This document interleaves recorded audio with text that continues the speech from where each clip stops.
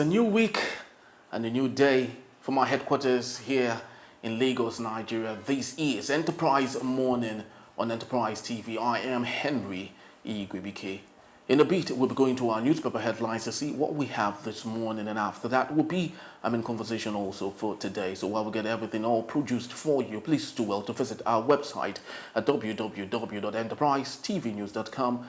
Like, comment, and follow us on all our social media platforms at Enterprise TV7. With me in the studios today to peruse on our newspaper headlines is Mr. Olusegun Okunwade. He is a chartered accountant and also a public affairs commentator. Good morning to you, sir. Good morning, Henry, and good morning to all our viewers across the globe this morning. A beautiful Monday morning, starting of a great week. Great week. Full of expectations, not minding everything that we are actually hearing there.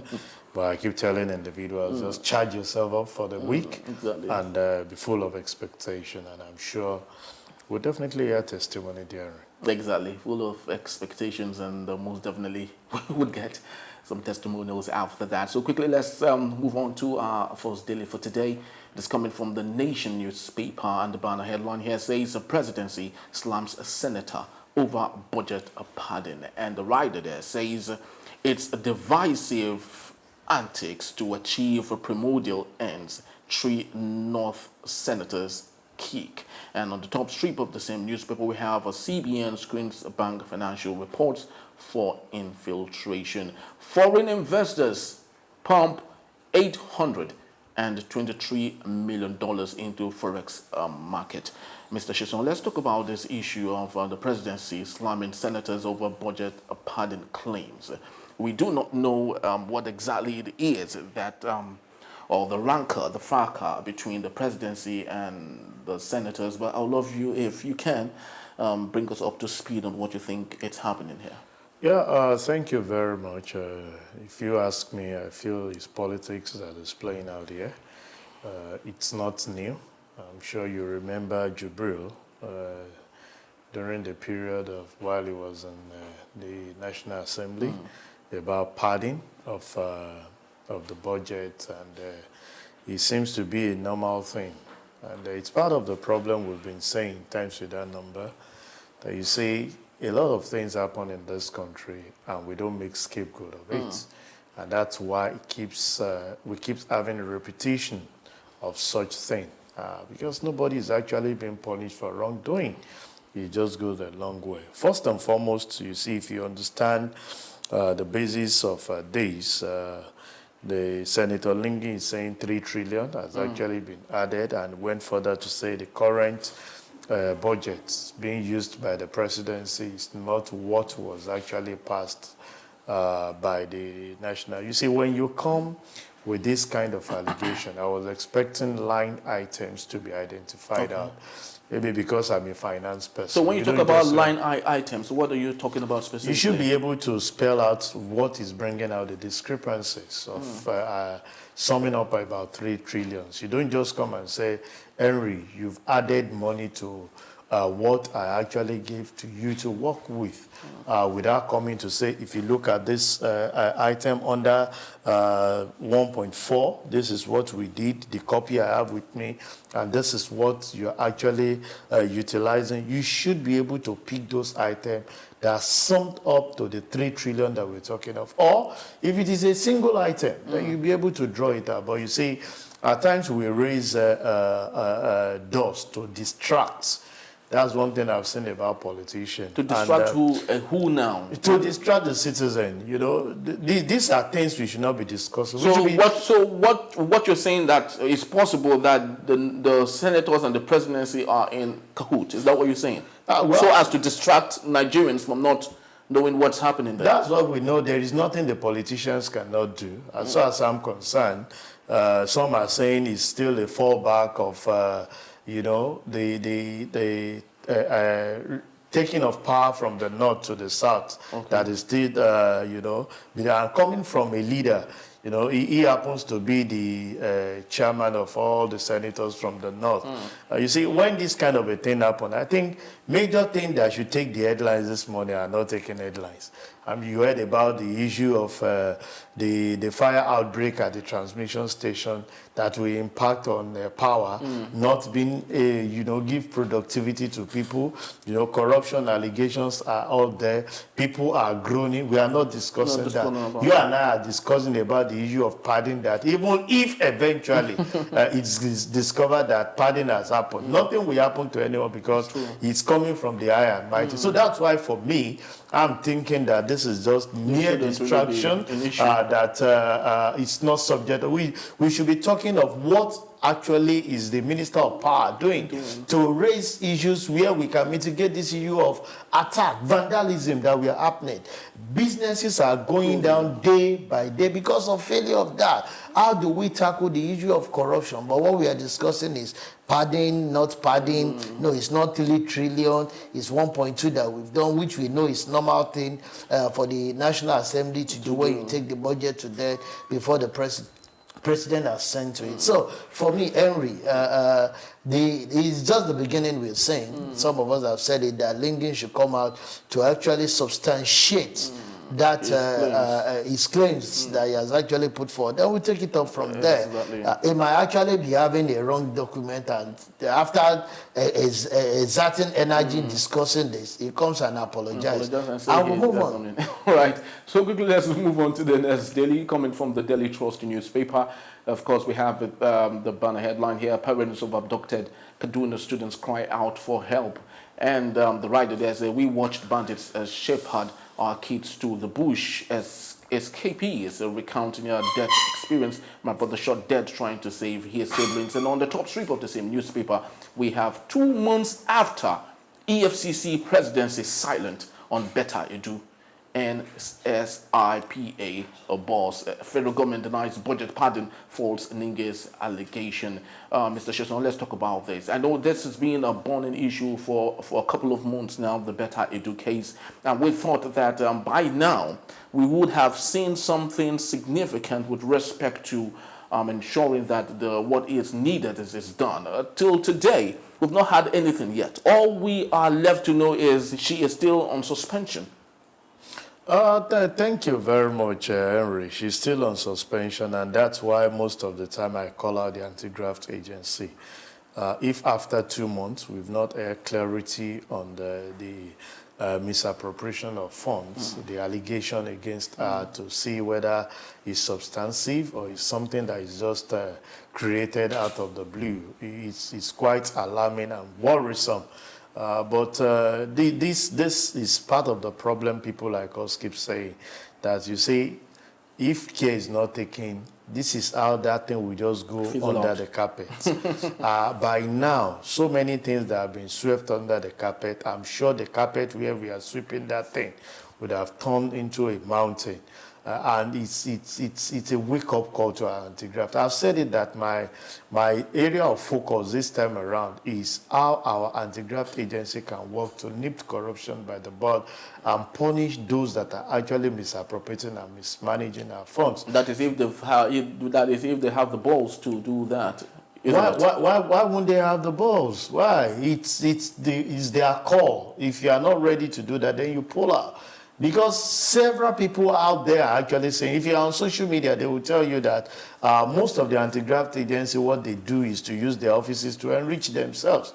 And we've asked them to come out and defend some of. They said they romance the politician like tomorrow will not come. So if after 2 months, is it that the investigation is so deep that we cannot have a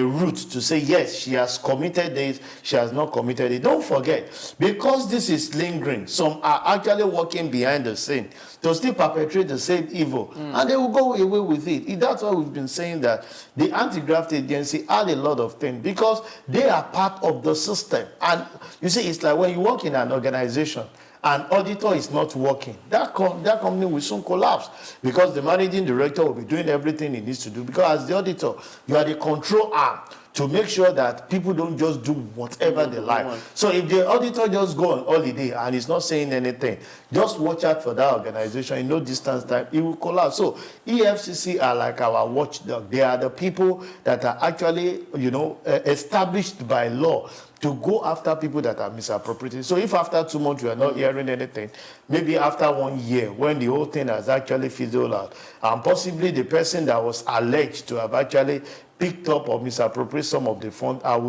you can imagine the value of this amount we're talking of against the better, what the value will be in a year time. And if indeed that fund is with her, if she has invested it, the returns you get on that money after 1 year is enough for her to say, I'm giving you back your own money. At least I've used your money to trade. So that's why for me, I think the issue of we having an anti-graft agency working closely to make sure that the nip it at the board is very key, so that we can get value for some of the funds that are actually being misappropriated, and to serve as deterrent. Suspending someone does not imply that. You might even see that she's suspended from the ministry and she's actually carrying out some responsibility even for the government behind the scenes. So that's why where we found ourselves, and it's disheartening that this is happening. Henry, I keep telling every individual, this country is a place to be, because we're blessed. Exactly. Natural resources are there, finances are there, intellectuals are there. Great people. All the things that you need as a nation is actually, embedded here. The only thing we lack is discipline. Discipline. Discipline. Once you can get that right. I remember while we were growing up, war against indiscipline that we have during today, Diagbon. You are learned to do the right thing. And if you are not doing it, there are people out there to show you how to do it right. And it will serve as deterrent to others to say, while we're growing, you dare not cross the road. But once they catch you, they will conspicuously show you on the screen. That is when we had a good Nigeria, values to learn from.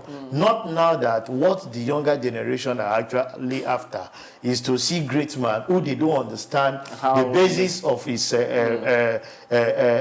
money, but just to go the route of having that and say, I want to be like Henry one day because I can see him driving fleets of cars.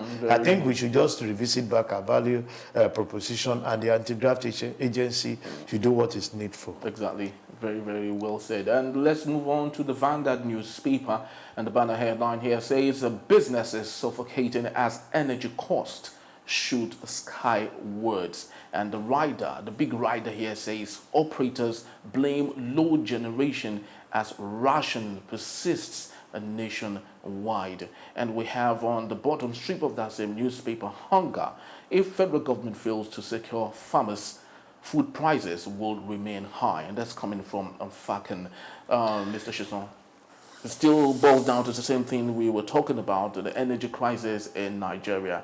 What seems to be the problem here? Especially, we all know at the tail end of Muhammad Buhari's administration, we had some bit of constant light. So what happened to that same light that is so bad that we don't see it any longer? Henry, on a lighter mood, if you ask me, now what? You see, it's quite disheartening. I play in that sector, and I remembered during the last administration, the issue of gas we are actually complaining of today was resolved by that administration, and there was steady power. So I asked myself the question, what must have gone wrong? You see, because we do whatever we like, when you get into the system, you want to do it your own way. Doing it your own way, not following the structure, I always amount it to looking for an avenue to make yourself better than the way you met it, not making the system better than the way you met it. Because we should be talking on improving on where we stopped. But what we've seen is that we've gone like 1,000 miles backward from where the last administration stopped. We keep hearing that the generation has dropped below 3,000. when, as at the last time, we're talking of close to 4,000, or if not about 4,000 megawatts that we are actually using, which as at then we consider to be extremely low to the population. So, but as we speak these days, it's going by that headline, not an interesting thing for every business owner, knowing fully well now that because there is no supply, you have to resort on alternative power supply. The cost of diesel is about 1,000, it's over 1,500. Yeah. If you are not using diesel and you want to consider fuel, that's about 600 to 650, which if you now use that for 8 hours in a day, practically most of the time when I'm in the office, we are on alternative power supply because the power is not actually available. And that's not just it. You talked about the business. So I said it at the beginning of this month that, you see, retrenchments is looming because the businesses you are offering to people, because the purchasing power is low, they are unable to meet up with their obligation. And as an organization, you try to sustain it. We have tried to move from working every day to 3 times in a week to 2 times in a week. So you can imagine losing productive time because of cost of energy that you're actually doing. A lot of companies now work from home and putting pressure on the staff. Because when you're at home, your management expects deliverables from you, and there is no supply for you to even work. So what do you resort to? That small salary that cannot buy food. As at last year, you are buying a bag of rice for 40,000. Now you are buying it for 80-something thousand. They've not increased your salary. As a matter of fact, they are even telling you that they will pay 50%, and you are working from home to fuel your gen, either by diesel or by petrol, to make sure you keep the job. It's quite challenging for business owner.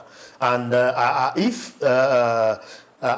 yet to hear the report from Adiza, who is the coordinating hand for the president on appraising all ministers. We heard that she's to give report. This is 9 months down the line, and nothing is happening. Nothing's happening. I hope it's not until when we collapse the grid to zero. That's when we start when the reports start talking. And you now starting from zero. Now that we can still sustain a little, we should start look at way to resolve what we have currently. Now, talking about way to resolve the issues we have. We have also a story here, hunger. If federal government fails to secure farmers, food prices would remain high. And this is coming at a time when the president said we can feed ourselves. There's no need for us to import into Nigeria. Yeah, we can feel ourselves as a statesman. What is the action behind it is what we need to look at. I'm sure all over the dailies this morning that I read through, you heard about the kidnapping of students from school. That's a setback on its own. The farmers are not having an interesting time to go to their farm. And when you don't plant now, by now they should be mobilizing to farm to see how they can coordinate. And because the rainy season is already, we've had like 2 that we've actually had in this part of the country. So it's now that they should be going to the farm. But if you hear that they are kidnapping the children, how safe are the farmer? So you might discover, you see, the implication of not farming last year because of insecurity is what is biting hard on us now. So if it's getting worse day by day, it's to tell you by this time next year, we don't want to sound like prophet of doom, but it might get worse if we don't take the issue of security, as a focal thing that they need to work on. You see, security cut across. I keep telling every individual, it has impacted on my business as an individual because I travel a lot by road. But I can't remember in the last 6-7 years where I've made the attempt to go from the west to the east to the north. I do that by road. I move from Lagos to Jos by road. Move from Lagos to Abuja by road. Not that I can afford flight, but most of my businesses are to do on the road, moving from one site to another. But these days, it's about just staying within your threshold, which is your local base, so that you will not be running up and down to say, Henry, can we mobilize funds to see how we can bring out Mr. Sheson? He's been kidnapped. So you could rather stay in your closet and say the best you can maximize from your quarters. So I think it's a fundamental for security issues to be addressed. To round this up, my submission is that let's address security. Let's address power. and let corruption be nipped at the bud. Let's start having people being punished for wrongdoings, and that will send signal to whosoever is planning to carry out any form of mismanagement of fund, knowing fully well that there is going to be a punishment if they don't do it right. Exactly. Very, very true. So very true. And that's just about the time we have for our newspaper headlines today. I'd love to say thank you to Mr. Chasson or Okunade, and I'd love to beg if you maybe you might remain with us to do our main conversation if you have the time. We are always having the Monday schedule together before we start launching into our own. Exactly. That would be so fantastic. So when we return, terrorists abduct 15 pupils in another attack in Sokoto. That in a bit when we come back. Please don't go anywhere.